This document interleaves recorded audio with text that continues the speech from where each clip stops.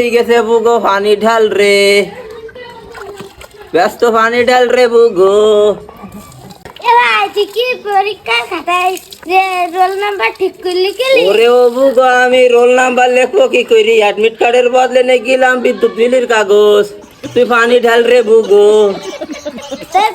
তুই কি কারো দেখিলি কেলি? ওরে রাত দেই লিখিলাম বুগো, সেও ফেল করিছে রে বুগো। তুই পানি ঢাল রে বুগো।